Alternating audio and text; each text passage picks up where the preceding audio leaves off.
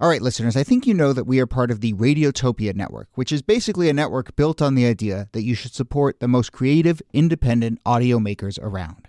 No one, and I mean no one, embodies the Radiotopia ethos more than Benjamin Walker and his show Theory of Everything. Benjamin, who I've known for a long time, has been making beautiful, personal, sprawling audio documentaries for decades that help us understand the very strange world we live in. And now he has a new series called Not All Propaganda is Art.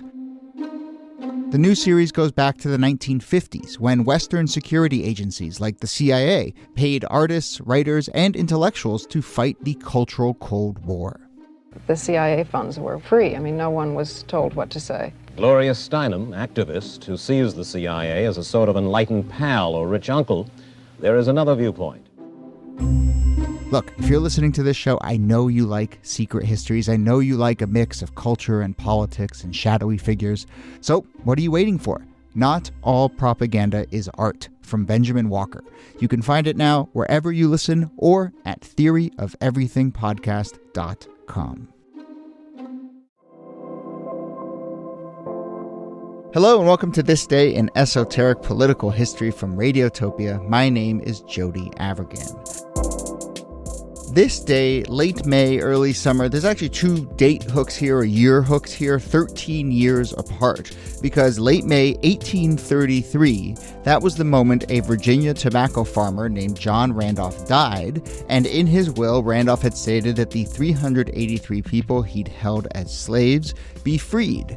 Now cut to around this same time of year, late May, 13 years later, when a group of people formerly enslaved by John Randolph finally arrive in Ohio and begin a new life of freedom. And that is the story, this is the story of the Randolph Freedpeople as they came to be known in Ohio. So we want to talk about how they first became freed, and John Randolph, and then the long fight to actually fulfill what he had proclaimed in his will. And it's also a really fascinating part of Ohio history, and we can get into Ohio's interesting role as a free state. The group of former slaves from Virginia who settled in the Midwest really made a mark on Ohio. So here to talk about all of this are, as always, Nicole Hemmer of Columbia and Kellie Carter-Jackson of Wellesley. Hello there. Hello, Jody. Hey there. We were all just chatting right before we started taping about how I think when we first heard about this story, and then I think as we first started to read into this story, it was from the perspective of this group of formerly enslaved people from Virginia arrives in Ohio and starts this new life. Isn't this interesting thing? And there's this black community now in Ohio, and it still has ties to today. What an interesting story. And then all of us start to read, and we're like, wait a minute. 13 years after they'd been freed is when this actually happened. So I suppose we should just start there with John Randolph, his will, and then the 13-year gap to fulfill his will. I mean, this story is one that's full of so much promise, and at the same time, it becomes sort of a tragedy in that when John Randolph dies, well, I should back up. Before John Randolph dies, he leaves a will, and in this will, he says that he will free all 383 enslaved people that he owns.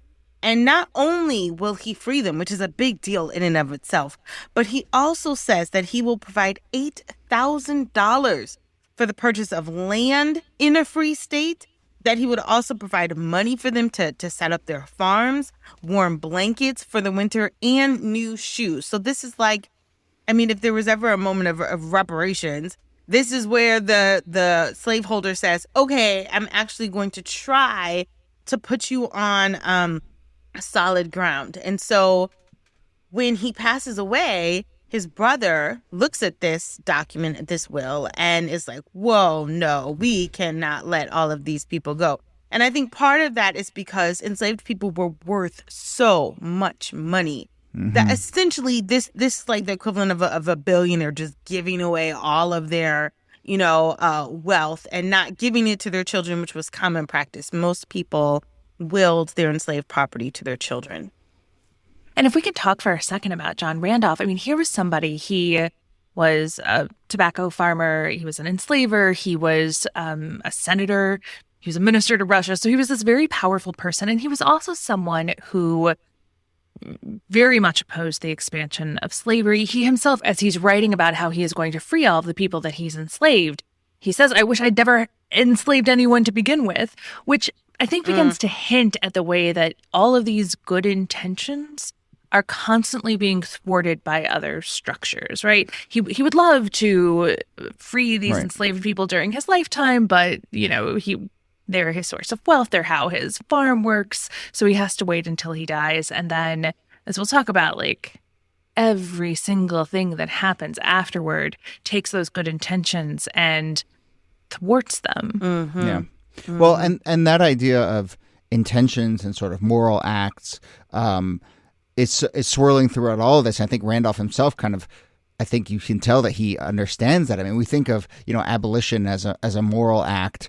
But there's also, Kellie, to your point, there's a cold economic calculus that Randolph does here. We know that there's a really, brutal economic calculus done to enslave people, but Randolph acknowledges that in the sense that not only does he take this moral act of freeing people who are enslaved by him, but also then $8,000 for the purchase of land, propping them up. And so it's this interesting mix of that would never, doesn't happen. It just doesn't happen. Very few people even free their enslaved property. So money, and not just a little bit of money, but thousands of dollars to go in hand with that, alongside clothes and blankets and shoes, things that a lot of enslaved people did not have. Shoes. They did not have warm blankets or, appropriate clothing. So I think it makes all of this even more saddening and maddening when you realize that they're actually not going to get any of this. This reminds me, and it reminds all of us, I think, of the story we did fairly recently about Henrietta Wood, who was a woman who had successfully sued basically for reparations. But, so much of that court case hinged on we're making a very narrow economic lost wages, essentially, judgment here. We are not taking a moral stance on slavery because we understand all the sort of implications of that. But just the kind of way in which I think all these conversations are navigating and jumping back and forth, usually for expediency's sake, between do we treat this as an economic question or a moral question, and everyone's sort of finding whatever lane feels most expedient. I mean, it's just really fascinating. It's also, when you think about 383 people, the youngest enslaved person is just under a year old, and the oldest enslaved person is about 100 years old. And that to me is just incredible. One, because they're not, enslaved people are not keeping track of their birthdays, but such a spread, such a range of people. I mean, this is a large community that's held by one person. Yeah, and a multi-generational one. And you get to this moment 13 years later, and you get your second big moment of hope because the court finds in favor of the freed people. They win their freedom. And then Judge William Lee, who's the executor of John Randolph's will, he takes some of the money that was set aside and he buys land for them in Mercer County, Ohio. And so now you have almost 400 people who are putting everything that they have into wagons and beginning this long trek from Virginia to Ohio, where they know they have this land that they own that is waiting for them, which is the moment at the story where I'm just like, this is such a good story. Yeah, delayed. It's a delay, but it sounds like it's got potential. But I mean, this is no easy feat. Even getting to Ohio, they have to essentially walk from Virginia to Ohio to get to this land. And what a lot of people might know about Ohio is that it's a huge abolitionist state. It was a state that a lot of famous abolitionists came from. Oberlin College is known for its history of rich abolitionism. And so a lot of times people have this idea that Ohio is this refuge for free Black communities. And it does become that later. But initially, Ohio was a state that was like, we don't want any Black people in our state. We don't want any Black people around us, not just enslaved people or formerly enslaved people, but Black people wholesale. And that becomes a real issue as they try to settle there. Mercer County, the area in Ohio where this land had been purchased, white locals get wind of the fact that here comes this group of about 400 formerly enslaved people to settle here, and they pass a resolution which reads in part, "Resolved that we will not live among Negroes as we have settled here first, Well, we all know. Yeah, I know. That's debatable. We have fully determined that we will resist the settlement of blacks and mulattoes in this county to the full extent of our means. The bayonet not accepted. Accepted, EXCEPTED. This is before they even arrive. This resolution has been passed. Yeah. And the bayonet not accepted. I mean, a mob of white people meet the freed people when they arrive and force them to go back onto the canal and force them to head south, saying, this isn't your land, this is our land, and through violence, push them on down the river. And so they actually end up going further down and settling in small communities along the way. Yeah. And it's really, a group of Quakers that say, hey, we want to help you out, help them to get, places to live, employment, to really make roots for themselves. But initially, they did not have a friend in sight when it came to welcoming them into this new free state. Yeah.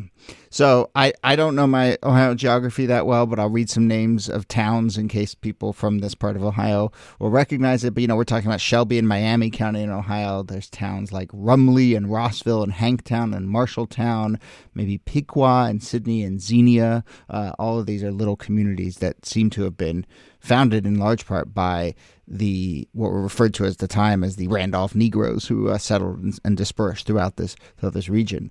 The story doesn't fully end there in the sense that the fight for land and home and community kind of continues, especially as the region gets developed. There are a number of fights over development, even going into the 20th century. Some of the towns get flooded to make room for a reservoir. And it really kind of, the legacy of this group sort of disappears for a while. And it's really kind of just in the last 30 years or so that the sort of recognition of, that the heritage of this group really kind of starts to get told again. Yeah, these black families, this black community, really, they sue to get their land, to get what is owed them.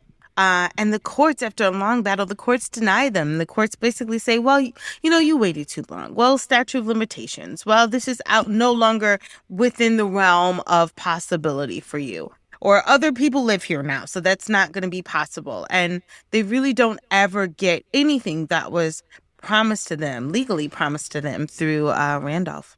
And then in more recent years, as a lot of this history was being recovered and retold, the community of Piqua now celebrates an annual event in June known as the Randolph Freedom Day. I think no coincidence that it's in June, which is also the same month as the celebration of Juneteenth.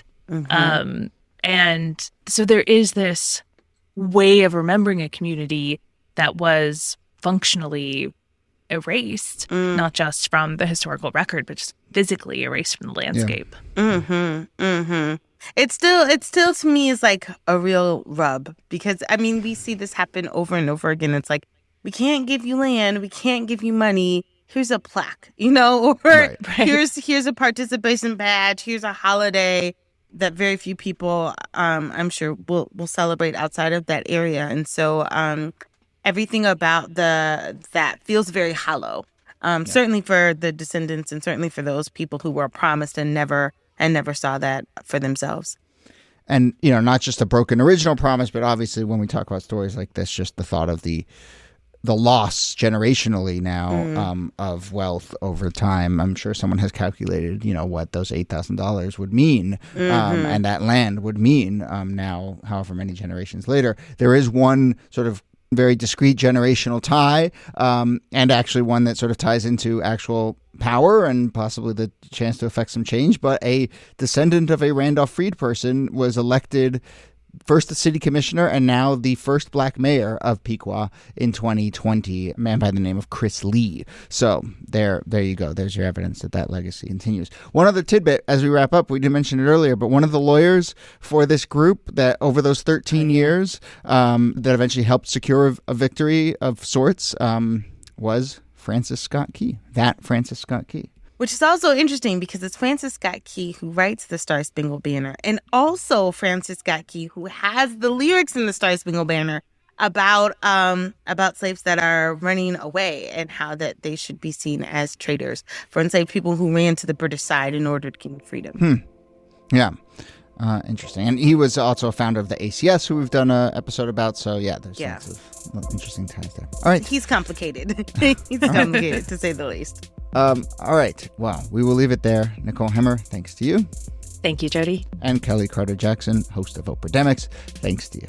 My pleasure.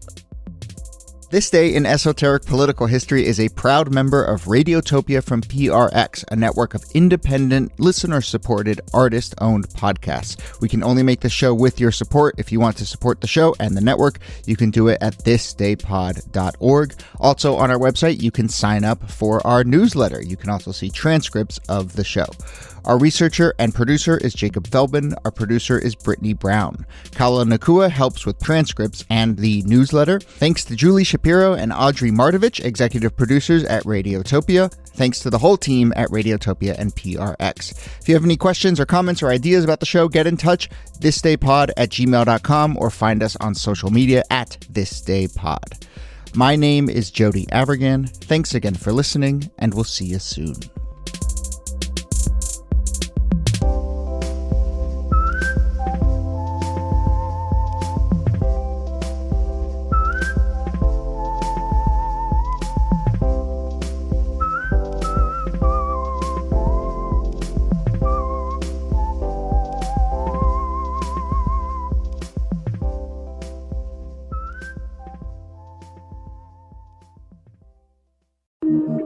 Radiotopia.